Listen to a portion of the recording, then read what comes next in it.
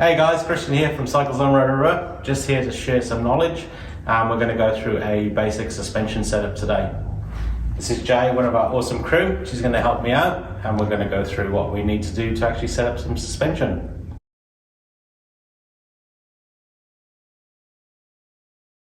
So what we're going to do today is set up the sag and the rebound.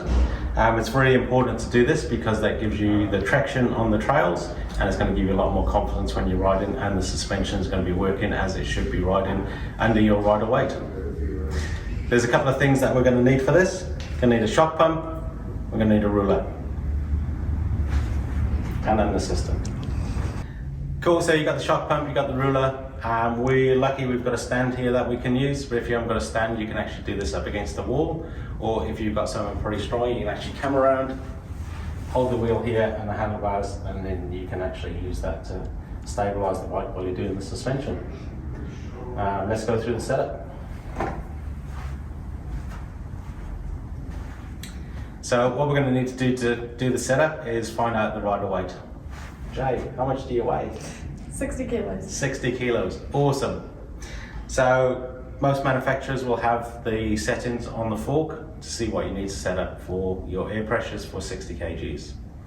Great thing about Specialized bikes, you can go onto the website here, you can actually go into the suspension calculator, you can type in 60 kgs and the bike that you're using, and it'll actually come up with all the settings that we need to put in the fork and in the shock. So with the shock pump, going off the settings from the suspension calculator, what we're going to do, we're going to put in the suggested air pressures, and then we're going to actually check that with the rider. Now the super important thing as well when we're doing this, we need to make sure all the suspension is open. So once we've got the rider weight, we can type that into the suspension calculator. If you're not fortunate enough to have a Specialized bike and have that suspension calculator telling you what it needs to do, what we can actually do, we can actually have a look on the fork and then go online and see if we can find the recommended pressures for your particular brand, to see how much pressure we need to put in them. So to inflate the suspension, we need to remove the little cap on top of the air valve, attach the shock pump and inflate to the recommended pressures.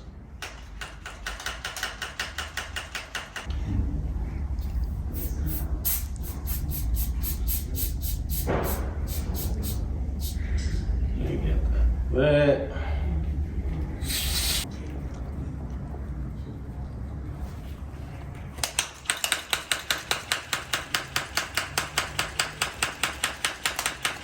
We've inflated it to the recommended pressures. What we are trying to achieve is around about 20% sag.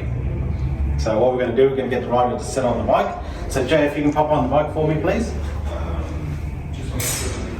If you pop up into your riding position for me. So your attack position, give it a couple of bounces up and down, and let it settle, and just hold it there for me. I'm just going to reach down here and move the sag indicators. And then what I'm going to get you to do is dismount as gently as you can.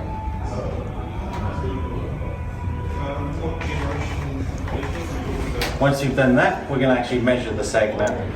So this is a 150mm travel fork. So to get 20% sag, that means we need to get around about 30mm between the seal and the actual indicator. So we're going to measure it there. As you can see, that's 26. So we can actually let a little bit of air out, so we're going to redo that again. With the rear shock here, to get that 20%, we want around about 15 mils. And as you can see there, that's pretty much bang on. So shock is correct, fork is a little bit stiff, so we can actually let a bit of air out. So what I've just done, I've let about 5 psi out, and we're going to go through that whole exercise again with Jay sitting on the bike. Getting to cycle the suspension, then we'll measure that indicator to see where it's sitting and to make sure that it's in that correct position. If I can get you to pop back on, please, Jay. Pop up in your riding position for me. Give her a couple of bounces up and down, and then let it settle. And then what I'm going to do is get you to dismount as gently as you can. And again, we're going to measure that indicator. And as you can see there, that's 30%.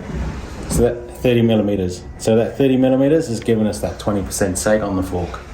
This is set up ready to ride for the sag. So now that we've actually set up the sag, we're going to set up the rebound. So the rebound is how fast the suspension recovers after it's gone through an impact. I'll give you an example of what's too fast and what's too slow. So that's too slow. As you can see there, it's actually going, let me just put it dead slow. Just show you what it looks like when it's too slow. As you can see there, it's coming up really slowly. So what that means, once it hits a bump, it's not going to recover fast, so it's not going to give you the traction that you need.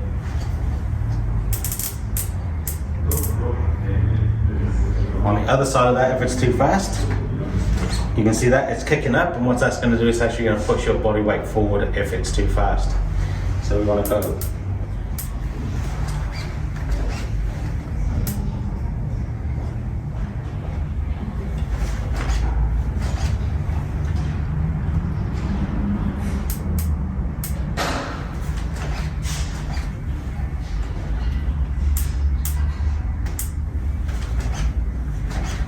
So what you want to be doing is pressing it down, releasing it, and the wheel should stay on the floor, but you should see that suspension recovering to where it should be.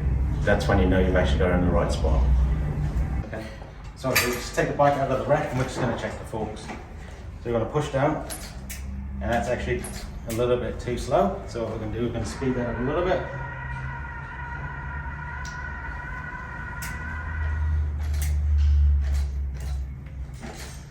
And as you can see there, it's not coming off the floor, but it's recovering to the right position. So we know we're in a really good starting position for when you go out for a ride.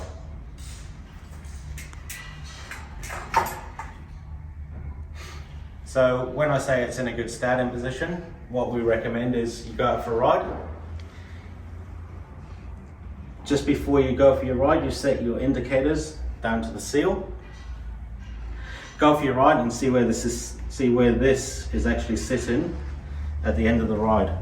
If it's sort of sitting around about that mid area there, it's potentially the suspension's a little bit too hard, so we can soften it up. On the other hand, if it's down here and it feels like it's bottoming out, we can add more pressure in. So that's the basic sag setup. So that's recommended for the general side of things, but you may need to adjust it here or there, and that's where you're gonna need a shock pump. Cool. So after watching the video, if you're still not sure or you don't have the right equipment, we do have the service in store where we can set up the suspension. Give us a call, get booked in, and one of our expert staff can get you set up so you can get out and have more confidence on the trails.